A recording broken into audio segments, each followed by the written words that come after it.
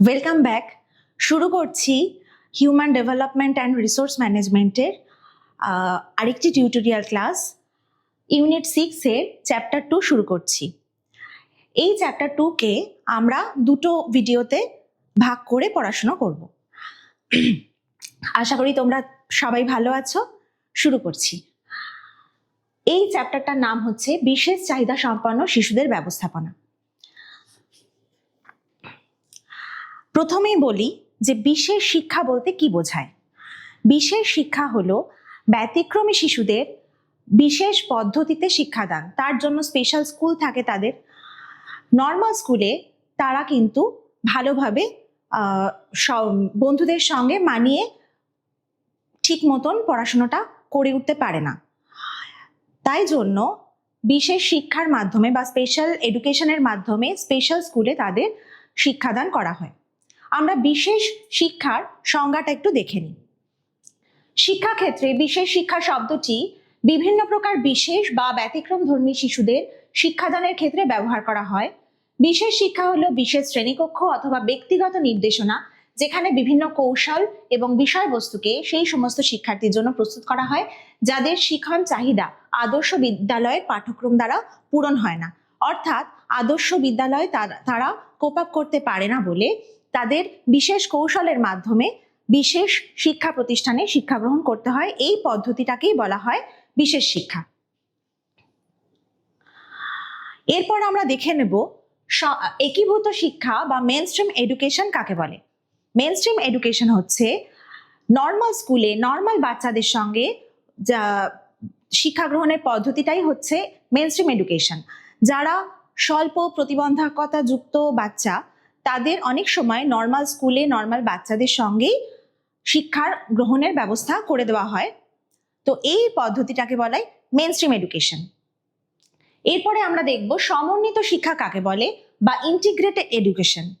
Integrated education মানে হচ্ছে normal স্কুলে নর্মাল বাচ্চাদের সঙ্গে পড়াশোনা করছে এবং বিশেষ তাদের জন্য বিশেষ ফেসিলিটি কিছু দেওয়া হয় বা বিশেষ কৌশল অবলম্বন করে তাদের পড়ানো হয়, কিন্তু নর্মাল স্কুলেই পড়ানো হয়। তো এই পদ্ধতিটাকে বলা হচ্ছে সমন্বিত শিক্ষা বা ইন্টিগ্রেটেড এডুকেশন। তাহলে এই 3 প্রকার এডুকেশন সিস্টেম সম্পর্কে আমরা শিখলাম। এই চ্যাপ্টারে আমরা চ্যাপ্টার 1-এ দেখেছি বিশেষ চাহিদা সম্পন্ন শিশু বা ব্যতিক্রমী শিশুদের সম্পর্কে প্রাথমিক ধারণা, তাদের কি কি অসুবিধা থাকতে পারে, তাদের কি কি ক্যারেক্টারিস্টিক্স, তাদের ওই অসুবিধাগুলো কেন সৃষ্টি হয়, এই সম্পর্কে আমরা পড়াশোনা করেছি। তো এই চ্যাপ্টারে আমরা পড়াশোনা করব তাদের কিভাবে ম্যানেজমেন্ট করা হয়, কিরকম ব্যবস্থাপনার দ্বারা তাদের রাখলে তারা তাদের পূর্ণ সম্ভাবনায় বিকশিত হতে পারবে। এই টপিকগুলো আমরা পড়বো এই চ্যাপ্টারে। অস্থিগত প্রতিবন্ধকতা সম্পন্ন শিশু, সেরিব্রাল পলসি আক্রান্ত শিশু, অটিস্টিক শিশু, attention deficit hyperactivity disorder সমস্যাযুক্ত শিশু, বৌদ্ধিক প্রতিবন্ধকতা সম্পন্ন শিশু, দর্শন প্রতিবন্ধকতা সম্পন্ন শিশু, শ্রবণ প্রতিবন্ধকতা সম্পন্ন শিশু, শিখন প্রতিবন্ধকতা সম্পন্ন শিশু এবং প্রাক্ষোভিক বিশৃঙ্খলা অথবা মানসিক অস্থিরতাযুক্ত শিশু। এই সমস্ত শিশুদের কিভাবে ব্যবস্থাপনা করা হয়, কিভাবে তাদের নর্মাল লাইফে কিভাবে কিভাবে তারা মানিয়ে নেবে সেটা শেখানো হয়, সেইটা সম্পর্কে আমরা পড়াশোনা করব। প্রথমে শুরু করছি অস্থিগত প্রতিবন্ধকতা সম্পন্ন শিশুদের ব্যবস্থাপনা। তাদের প্রথম হচ্ছে, আগেই বলে নিই যে এই ধরনের ব্যবস্থাপনা বিভিন্ন বহুমুখী ব্যবস্থার সমন্বয়ে গঠিত। যেমন একরকম হয়ে যাচ্ছে তাদের চিকিৎসা বা বিভিন্ন থেরাপি। 2 নম্বর হচ্ছে তাদের দৈনন্দিন জীবনে অভ্যস্ত করার জন্য তাদের বিভিন্ন রকম কাউন্সেলিং। 3 নম্বর হচ্ছে যারা মৃদু প্রতিবন্ধকতা সম্পন্ন শিশু, তাদের পড়াশোনার কিভাবে করবে শিক্ষাগত ব্যবস্থাপনা, তারা কিভাবে পড়াশোনার দিক থেকে তারা এগিয়ে যাবে। নেক্সট হচ্ছে তারা সবসময় পড়াশোনার দিক থেকে খুব বেশি এগোতে পারবে না, তাই জন্য তাদের প্রতিভাটা খুঁজে সেই প্রতিভার দিকে, সেই প্রতিভাটা যাতে বিকশিত হয় সেই সম্পর্কে তাদের ট্রেনিং দেওয়া হয়। তো এতগুলো অ্যাসপেক্টে একটা বিশেষ চাহিদা সম্পন্ন শিশু বা ব্যতিক্রমী শিশুকে এতগুলো অ্যাসপেক্টে ট্রিট করা হয়।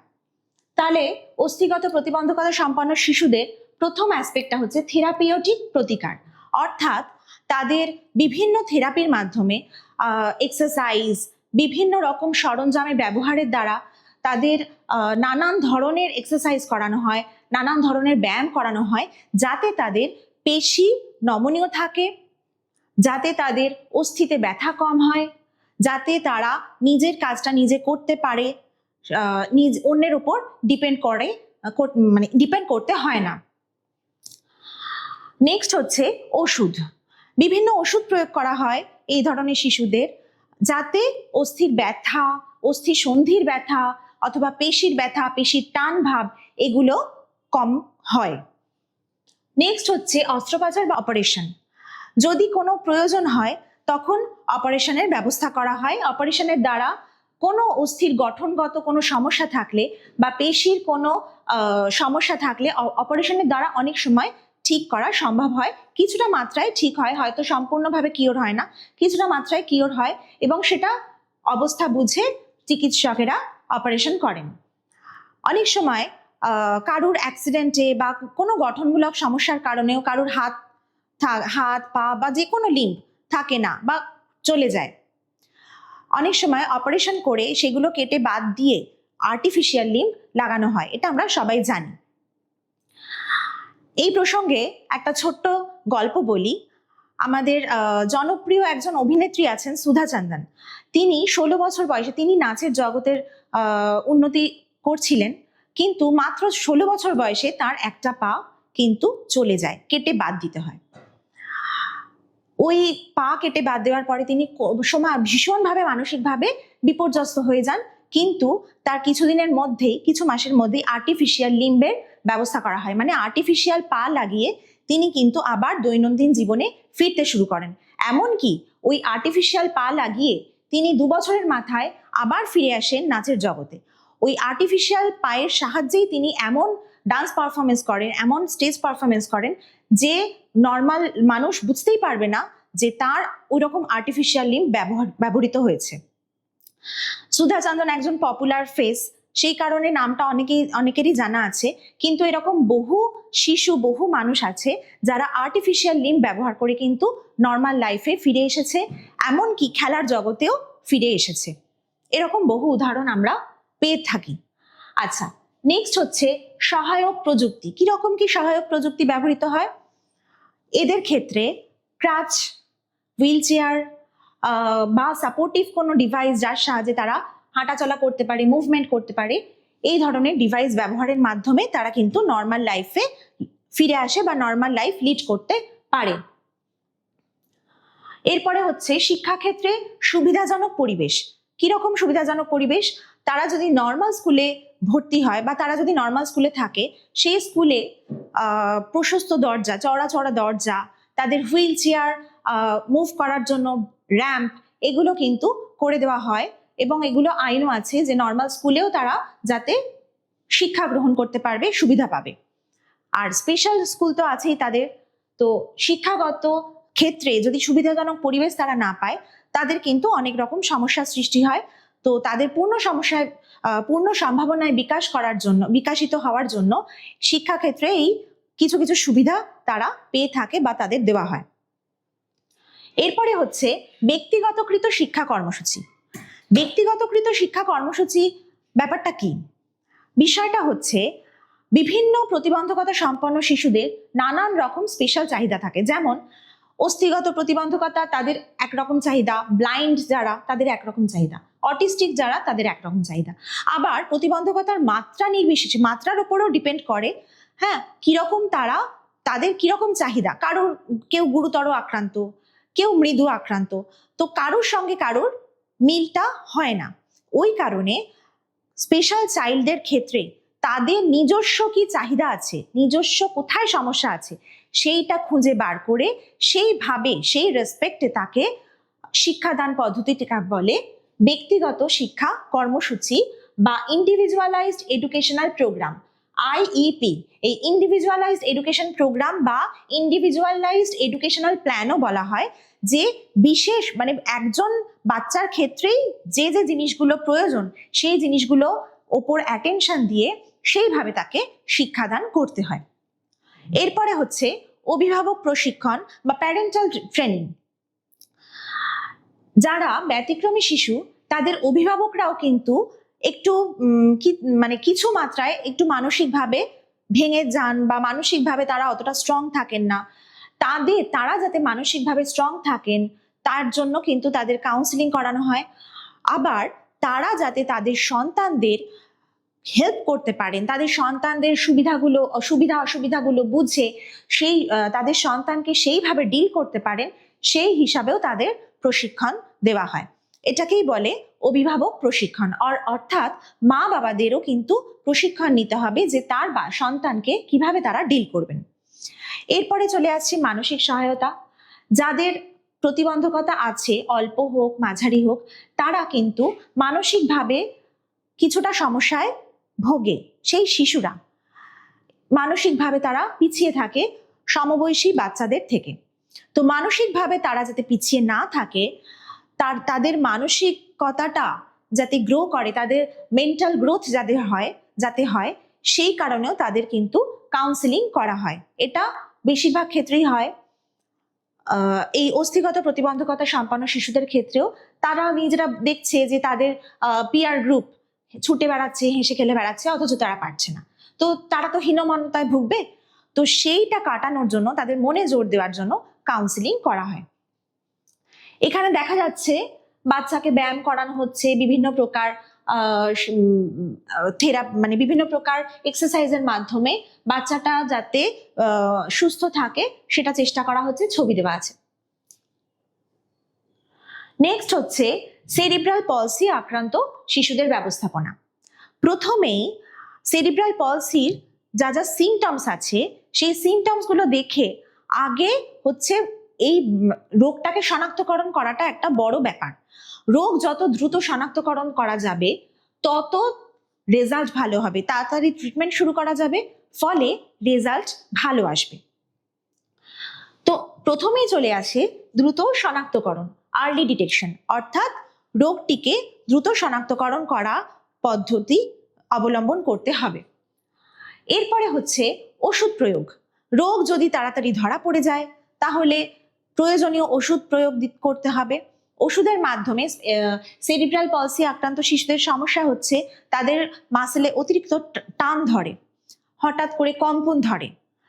তো ওষুধ প্রয়োগের মাধ্যমে মাসেলের এই টান ভাব কিন্তু দূর করা সম্ভব হয়। তারপরে হচ্ছে অস্ত্রোপচার বা অপারেশনের মাধ্যমেও যদি অপারেশন করা পসিবল হয় বা অপারেশনের মাধ্যমে কিছুটা মাত্রায় ঠিক হওয়া পসিবল হয়, তখন বিশেষজ্ঞরা অপারেশনের দিকে যেতে বলেন। তো এটা কিছুটা মাত্রায় অপারেশন করলে কিছু অন্তত রিলিফ পাওয়া যায়, প্রয়োজন অনুসারে সেটা চিকিৎসক বুঝবেন। এরপরে হচ্ছে ফিজিক্যাল থেরাপি বা পিটি। ফিজিক্যাল থেরাপি মানে হচ্ছে ওই একই ব্যাপার, বিভিন্ন রকম যন্ত্রপাতির মাধ্যমে শারীরিক এক্সারসাইজ, বিভিন্ন রকম মুভমেন্ট, সাঁতার কাটানো, এইগুলো কিন্তু সেরিব্রাল পলসি আক্রান্ত শিশুদের ক্ষেত্রে প্রয়োগ করা হয়, যাতে তাদের মাসেলের টান ভাব আস্তে আস্তে কমে, যাতে তাদের নমনীয় হয় মাসেলটা, যাতে তাদের অস্থিসন্ধিতে ব্যথা কম হয়, বিভিন্ন প্রকার ব্যায়াম করানো হয়। এরপরে হচ্ছে অকুপেশনাল থেরাপি। অকুপেশনাল থেরাপি মানে কি?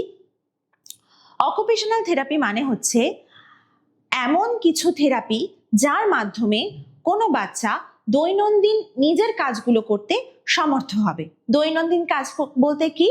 নিজের যত্ন নেওয়া, স্নান, খাওয়া, জামা কাপড় পরা, এই কাজগুলো যাতে অন্যের ওপর ডিপেন্ড না করতে হয় সেই প্রশিক্ষণ তাদের দেওয়া হয়। আর এই প্রশিক্ষণটাকেই বলছে অকুপেশনাল থেরাপি। বিভিন্ন ব্যায়ামের মাধ্যমে তাদের সঞ্চালনমূলক দক্ষতার বৃদ্ধি করা হয়। সঞ্চালনমূলক দক্ষতা আমরা আগের ভিডিওতে দেখেছি। সঞ্চালনমূলক দক্ষতা কাকে বলে আরেকবার বলে দিচ্ছি। এই যে বডি মুভমেন্ট, যে বডির বেশি মানে বড় বড় মাসেলগুলো যে সমস্ত সঞ্চালনে ব্যবহৃত হয় সেটাকে বলে স্থূল সঞ্চালনমূলক দক্ষতা, এবং যেগুলো সূক্ষ্ম মাসেল ব্যবহার হয় সেই দক্ষতাটাকে বলে সূক্ষ্ম সঞ্চালনমূলক দক্ষতা। যেমন হাঁটা, দৌড়ানো, লাফানো, এগুলো হচ্ছে স্থূল সঞ্চালনমূলক দক্ষতা। আর আঙুল দিয়ে কোনো কাজ, যেমন জামা কাপড় পরা, খাওয়া বা কোনো বাদ্যযন্ত্র বাজানো, সেগুলো সূক্ষ্ম সঞ্চালনমূলক দক্ষতার মধ্যে পড়ে। তো এই সেরিব্রাল পলসি আক্রান্ত শিশুদের কিন্তু সূক্ষ্ম এবং স্থূল সঞ্চালনমূলক দক্ষতার সমস্যা দেখা দেয়। তো এই সমস্যাগুলো দূর করার জন্য কিন্তু তাদের এই ব্যায়াম, বিভিন্ন এক্সারসাইজ এগুলো করানো হয়। এই এক্সারসাইজ করার ফলে তাদের কিন্তু এই সূক্ষ্ম এবং স্থূল সঞ্চালনমূলক দক্ষতা বৃদ্ধি পায়। নেক্সট হচ্ছে স্পিচ অ্যান্ড ল্যাঙ্গুয়েজ থেরাপি বা SLT. Speech and language therapy বলতে কি বোঝায়? যারা সেরিব্রাল পলসিতে আক্রান্ত তাদের কিন্তু কথা বলার ক্ষেত্রে সমস্যা হয়, তাদের ভাষা বিকাশে দেরি হয়। সেই কারণে তাদের যেহেতু মাসেলের অসুবিধে, মুখের মাসেলেরও তো অসুবিধা হয়, সেই কারণে তাদের ভাষার বিকাশে কিন্তু বিলম্ব হয়। বিভিন্ন স্পিচ থেরাপি এবং ল্যাঙ্গুয়েজ থেরাপির মাধ্যমে তাদের ভাষার বিকাশ ত্বরান্বিত করার চেষ্টা করা হয়। যেমন বিভিন্ন শব্দের মধ্যে পার্থক্য করা, তাদের কথা বলানো শেখা, এইগুলো কিন্তু স্পিচ অ্যান্ড ল্যাঙ্গুয়েজ থেরাপির অন্তর্গত। নেক্সট হচ্ছে পারিবারিক সহায়তা বা ফ্যামিলি সাপোর্ট। আগেই বলেছি যে এই ধরনের শিশুর কিন্তু একটা ফ্যামিলিতে একটা সাপোর্ট খুব দরকার হয়। ফ্যামিলি বলো বা পারিপার্শ্বিক পরিবেশ, পারিপার্শ্বিক লোকজন বলো, সবাই কিন্তু এই ধরনের বাচ্চাদের নর্মাল বাচ্চাদের মতন মেনে নিতে পারেন না। তাহলে ফ্যামিলি থেকেও তাদের কিন্তু এই মেনে নেওয়ার দিক থেকে একটু সমস্যা থাকে। তাহলে ফ্যামিলি কাউন্সিলিং কিন্তু ভীষণ দরকার, যাতে ওই বাচ্চার সমস্যাটা থেকে বাচ্চাটা মুক্তি পায়। মা বাবাকে কাউন্সিলিং করতে হবে, মা বাবা বাচ্চাটির সঙ্গে কিভাবে ডিল করবে সেই সমস্ত বিষয়গুলো তাদের প্রশিক্ষণ দিতে হবে। নেক্সট হচ্ছে ব্যক্তিগতকৃত শিক্ষা কর্মসূচি। এটা আগে স্লাইডেও দেখেছি আমরা, অর্থাৎ প্রত্যেকটি বাচ্চার নিডস আলাদা আলাদা। প্রত্যেকটি বাচ্চার নিডস পূরণের জন্য বিভিন্ন রকম কৌশল অবলম্বন করা হয়। একজনের জন্য যে কৌশল অবলম্বন করা হয়, অন্যজনের সেই কৌশল কিন্তু কাজে নাও লাগতে পারে। সেই কারণে চাহিদা অনুযায়ী, সমস্যা অনুযায়ী বিভিন্ন কৌশল অবলম্বন করা হয়। এইটাকেই বলে ব্যক্তিগতকৃত শিক্ষা কর্মসূচি।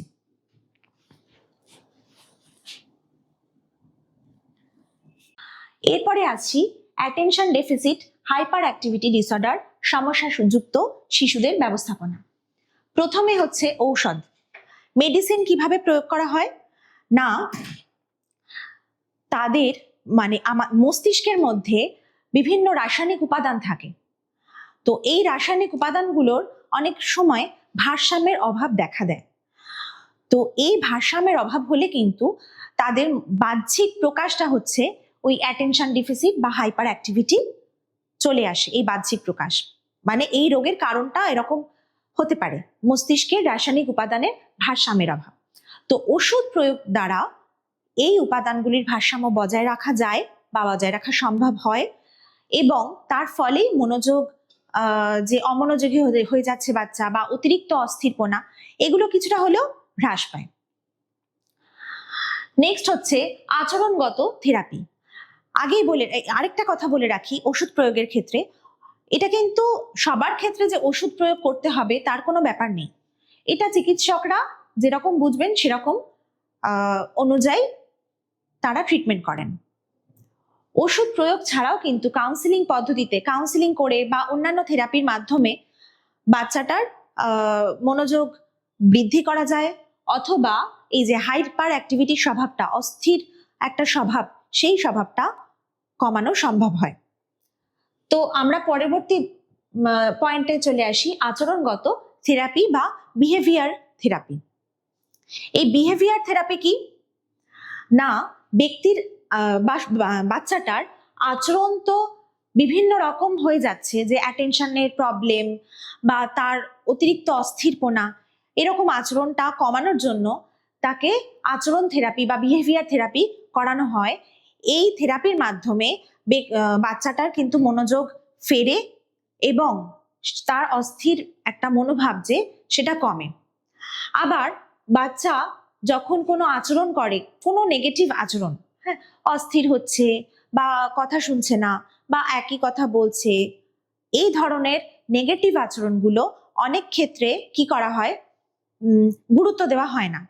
পজিটিভ আচরণের দিকে গুরুত্ব দেওয়া হয় এবং পজিটিভ আচরণগুলোকে উৎসাহিত করতে হবে, প্রশংসা করতে হবে। এর মাধ্যমেও কিন্তু বাচ্চাটা ওই পজিটিভ আচরণই করতে থাকবে, নেগেটিভ আচরণগুলো ধীরে ধীরে কমিয়ে দেবে।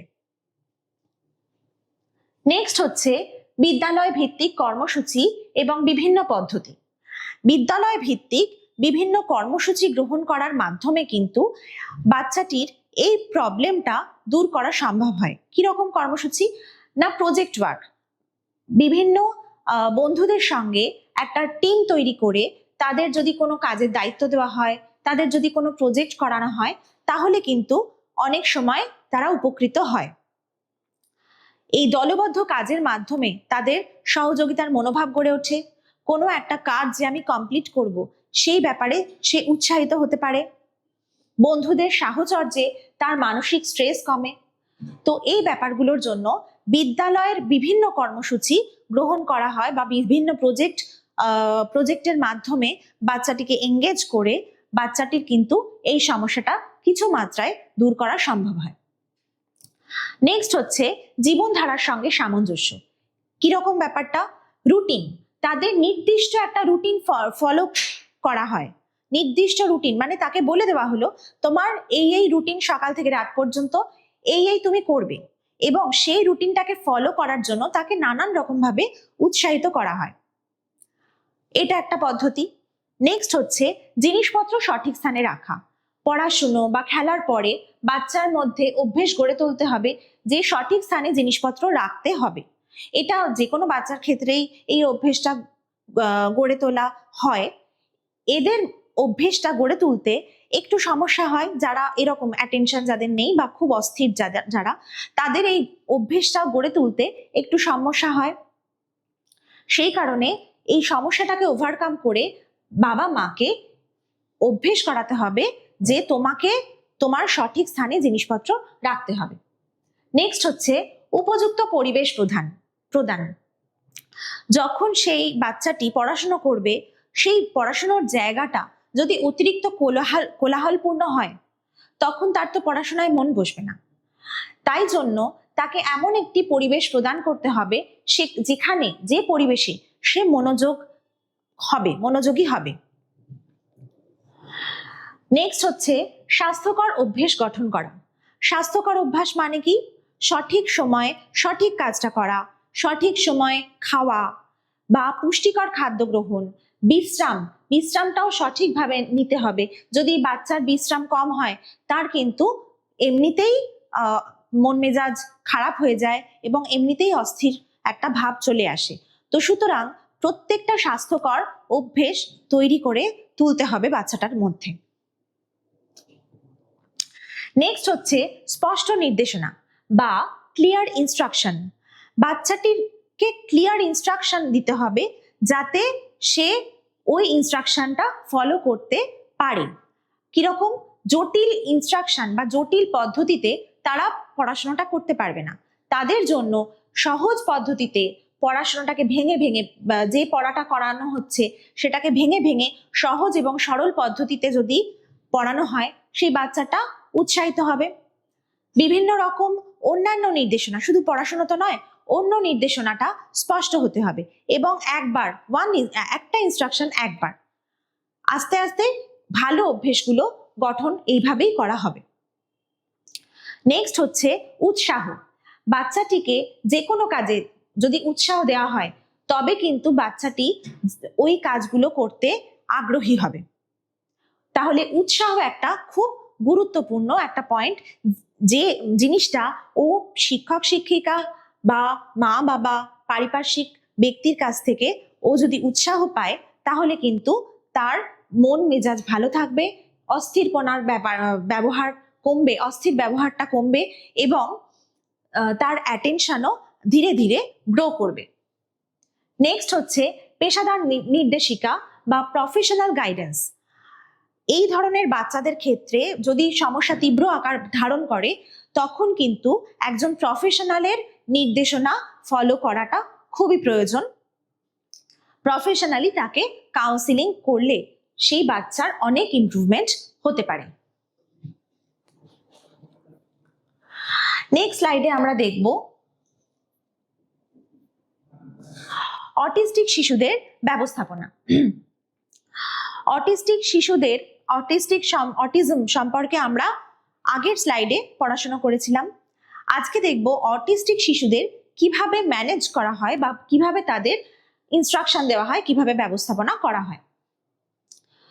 প্রথমেই আগের প্রত্যেকটা স্লাইডের মতোই এখানেও রয়েছে প্রাথমিক অবস্থায় শনাক্তকরণ। অর্থাৎ যে কোনো রোগ যদি প্রাথমিক অবস্থায় শনাক্তকরণ করা হয় তাহলে কিন্তু রোগের প্রকোপটা অতটা মাত্রায় বৃদ্ধি পেতে পারে না, রোগের প্রকোপটা কমে। প্রথমেই যদি শিশুটিকে শনাক্ত করা হয় ট্রিটমেন্ট স্টার্ট করা যাবে। এরপরে হচ্ছে আচরণ থেরাপি। অটিস্টিক শিশুরা বিভিন্ন রকম নেতিবাচক আচরণ করে, যেমন একই কথা বারবার বলা, সমাজে পারিপার্শ্বিক মানুষদের সঙ্গে মিশতে না পারা, বন্ধুদের সঙ্গে মিশতে না পারা, ইনস্ট্রাকশনগুলো না মানা, এই আচরণগুলো অটিস্টিক বাচ্চারা করে থাকেন। তো এই ব্যবহারগুলো যাতে সঠিক পথে সে আসে সেই জন্য এই ব্যবহারগুলো ট্রিম করা হয়, অর্থাৎ এই ব্যবহারগুলো আচরণ থেরাপির মাধ্যমে উন্নত করা হয় যাতে সে সমাজের অন্যান্য মানুষের সঙ্গে মিশতে পারে, সমাজের বন্ধুদের সঙ্গে সে যোগাযোগ রক্ষা করতে পারে। নেক্সট হচ্ছে স্পিচ ও ভাষা থেরাপি। অটিস্টিক শিশুদেরও কিন্তু কথা বলায় সমস্যা হয় এবং ভাষার বিকাশ তাদের বিলম্ব হয়। ওই জন্য স্পিচ এবং ভাষা থেরাপির মাধ্যমে তাদের ভাষাটা নর্মালাইজ যতটা সম্ভব করা হয় এবং ভাষার বিকাশ তাতে হয়। নেক্সট হচ্ছে ফিজিক্যাল থেরাপি। বিভিন্ন প্রকার ব্যায়ামের মাধ্যমে, বিভিন্ন রকম ইনস্ট্রুমেন্টের সাহায্যে ব্যায়াম করানো হয়। ফিজিক্যাল থেরাপির মাধ্যমে তাদের অঙ্গ প্রত্যঙ্গর সঞ্চালন, অঙ্গ প্রত্যঙ্গের গতিশীলতা এইগুলো বৃদ্ধি করা সম্ভব হয়। অভিভাবক, পরিজন, শিক্ষক, শিক্ষিকা এবং অন্যান্যদের ভূমিকা। অটিস্টিক বাচ্চাদের ক্ষেত্রে এই পারিপার্শ্বিক মানুষের ভূমিকা অত্যন্ত গুরুত্বপূর্ণ। শিক্ষক, শিক্ষিকা, মা বাবা বা পারিপার্শ্বিক লোকজন যদি তাদের বিভিন্ন রকম উৎসাহ দেন, বিভিন্নভাবে তাদের মোটিভেট করেন, তাহলে কিন্তু তারা ভালো কাজ করতে উৎসাহী হবে, ভালো আচরণ করতে উৎসাহী হবে। বাবা মাকে জানতে হবে কি করে এই ধরনের শিশুকে ডিল করতে হবে। তার জন্য বাবা মাকে তো প্রশিক্ষণ দিতেই হবে, বাবা মায়ের একটা প্রশিক্ষণ দরকার। ও যদি শিশুটি বাবা মা ছাড়া অন্য কারোর কোনো ব্যক্তির কাছে দিনের অনেকটা অংশ কাটান, তবে সেই ব্যক্তিকেও কিন্তু ট্রেনিং দিতে হবে কিভাবে তার সঙ্গে ডিল করবে, কিভাবে তার সঙ্গে কথা বলবে বা কিভাবে তার সমস্যাগুলো বুঝে সেই সমস্যাগুলো সমাধান করবে।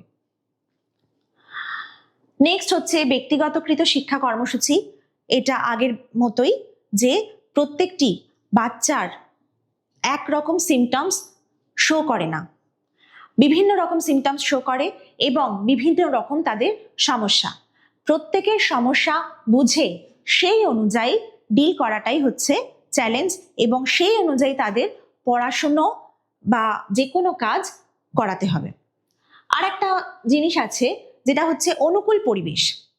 তাদের বেশিরভাগ ক্ষেত্রে অটিস্টিক বাচ্চারা নিজেদের চারপাশের মানে যে এনভায়রনমেন্টটাতে তারা অভ্যস্ত, যে এনভায়রনমেন্টটাতে সে বড় হচ্ছে, সেই এনভায়রনমেন্টটা চেঞ্জ হলেই, সেই পরিবেশটা চেঞ্জ হলেই কিন্তু তাদের বিভিন্ন সমস্যা দেখা দেয়।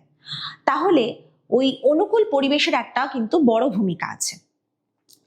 সেই পরিবেশে, যে পরিবেশে সে মানিয়ে নিতে পারে, সেই পরিবেশটাই তাকে দিতে হবে এবং প্রপার রুটিনটা যাতে তারা ফলো করতে পারে সেই প্রপার রুটিন তাদের ইনস্ট্রাক্ট করতে হবে, একটা প্রপার রুটিন দিয়ে সেই অনুযায়ী এগোতে তাকে নির্দেশনা দিতে হবে।